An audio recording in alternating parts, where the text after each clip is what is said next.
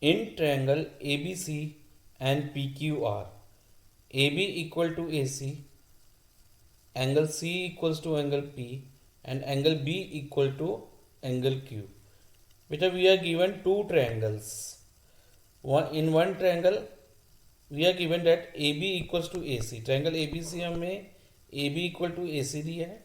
इसके अलावा हमें ये गिवन है कि एंगल C जो है ना, ट्रायंगल ABC का एंगल C किसके इक्वल है? ट्रायंगल PQR के एंगल P के.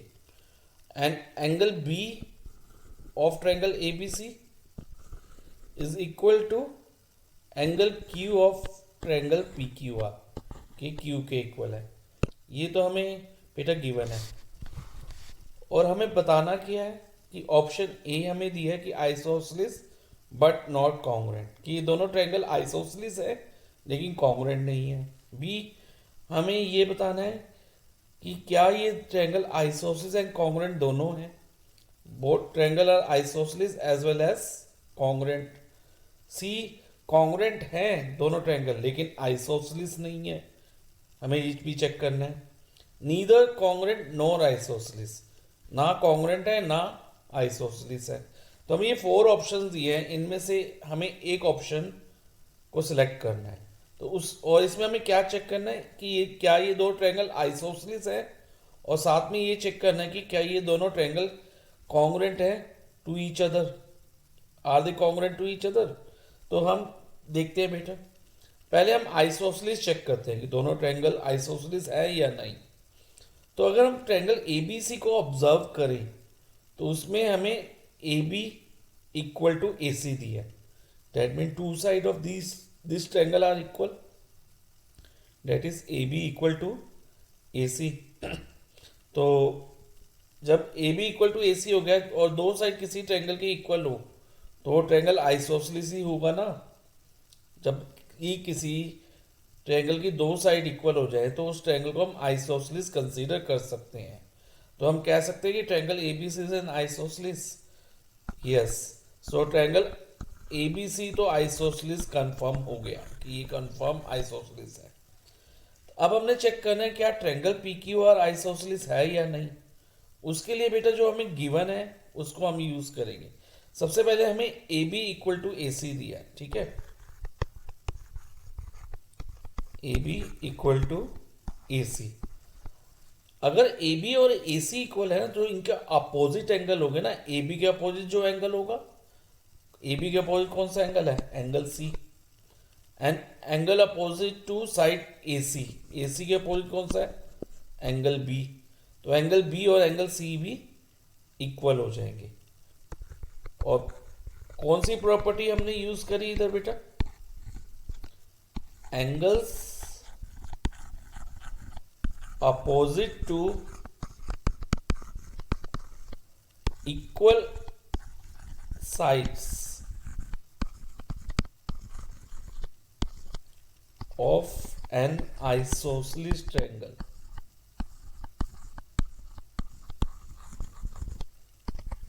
are equal. तो ये प्रॉपर्टी हमने यूज करी. अब B और C इक्वल हो गए बेटा, तो हम B और C को मैंने इक्वल मार्क कर दिया. ओके, अब हमें क्वेश्चन में इसके अलावा क्या गिवन है कि एंगल C किसके इक्वल है? एंगल P के. जो एंगल C है ना वो किसके इक्वल है? एंगल P के. तो angle C equals to angle P होगा. तो अब हमने इसको कंपेयर करें कि एंगल B भी C के इक्वल है और एंगल P भी C के इक्वल है. तो हम क्या कह सकते हैं कि angle B equal to angle P हो. यस, क्योंकि दोनों ही एंगल्स, दोनों की वैल्यू क्या है? एंगल C आ रही है.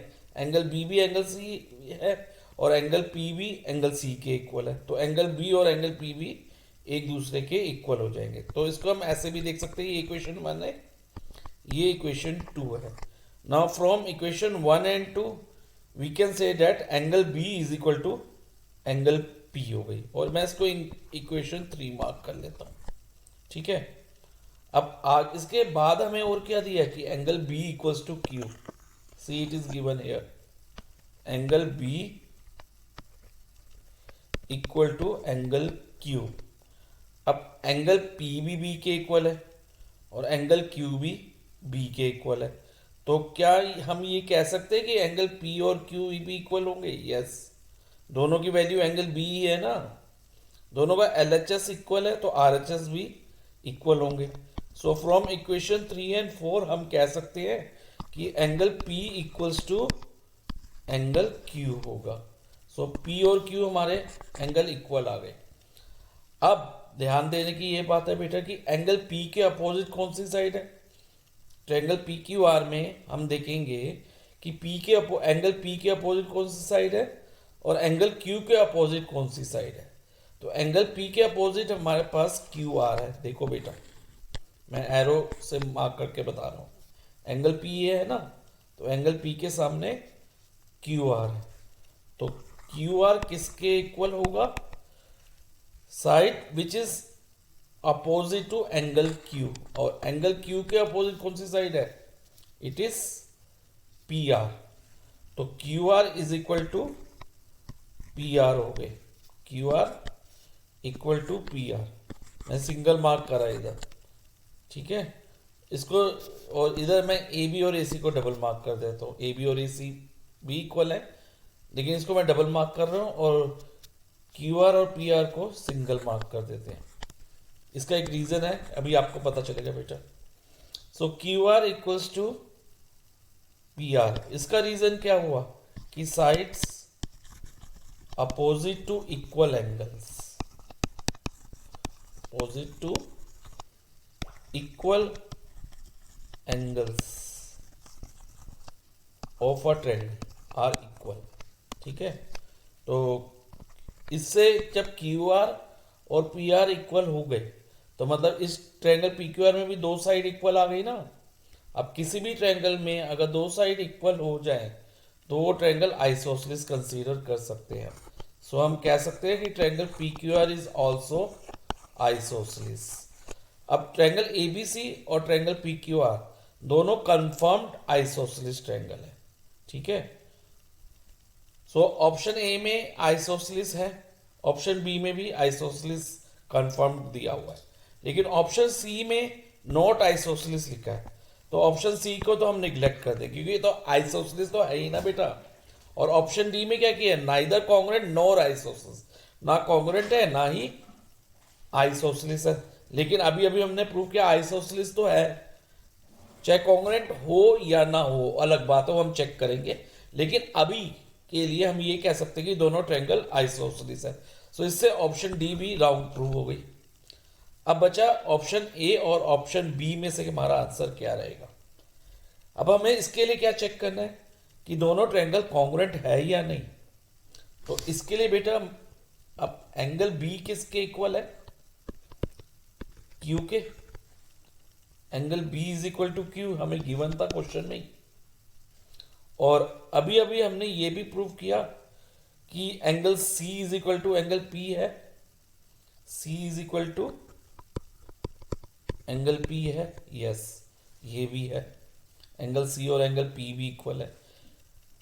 लेकिन अब हम इन दो ट्रायंगल को इस इंफॉर्मेशन से कॉन्ग्रुएंट ले सकते हैं कि दो कोरस्पॉन्डिंग एंगल्स इक्वल हो, तो ले सकते हैं या नहीं ले सकते? नहीं ले सकते बेटा, क्योंकि हमारे पास जो कोरस्पॉन्डेंस है या जो क्राइटेरियाज हैं वो हमारे पास कौन कौन से थे?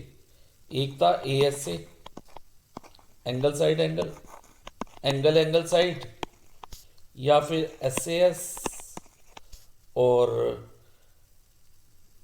ए एस ए हो गया A S, S A S, S S S या आर एच एस। इन 5 क्राइटेरिया के अलावा और कोई क्राइटेरिया नहीं था कॉन्ग्रुएंसी का। तो इसमें हमारे पास दो एंगल कोरस्पॉन्डिंग एंगल के पार्ट्स तो आ रहे हैं, दो कोरस्पॉन्डिंग एंगल, यानी कि अगर हम ट्राई करें भी तो इन दो क्राइटेरिया को यूज करके कर सकते हैं। लेकिन उन दोनों क्राइटेरिया में हमें एक साइड इक्वल चाहिए ही चाहिए, है कि नहीं बेटा? कि एक साइड तो इक्वल चाहिए ना। लेकिन क्या कोई साइड कोरस्पॉन्डिंग साइड इक्वल आ रही है ट्रायंगल एबीसी और ट्रायंगल पीक्यूआर में? नहीं आ रही बेटा, क्योंकि ट्रायंगल ABC में हमें AB इक्वल टू AC दिया है, ठीक है, और ट्रायंगल PQR में हमें QR इक्वल्स टू PR दिया है, लेकिन AB AC के इक्वल है, QR PR के इक्वल है, तो कोई भी एक दूसरे के इक्वल नहीं है, ना ही QR AC के इक्वल है, ना PR AB के इक्वल है, तो कोई भी कोरस्पॉन्डिंग साइड्स दोनों ट्रायंगल की इक्वल नहीं आ रही, यानी कि हमें एक साइड नहीं मिल पा रही। अगर हमें एक साइड मिल जाती ना तो ये ट्रायंगल कॉन्ग्रुएंट हो जाते, लेकिन हमारे पास साइड नहीं है बेटा, तो ए एस से के लिए भी एक साइड चाहिए, एंगल एंगल साइड के लिए भी एक साइड चाहिए, तो ये दोनों ट्रायंगल कॉन्ग्रुएंट नहीं होंगे। तो हमारा आंसर होगा isosceles but not congruent. Isosceles तो कंफर्म हो गए थे, लेकिन कॉन्ग्रुएंट नहीं हुए ये दोनों ट्रायंगल, तो हमारा आंसर है option A, isosceles but not congruent.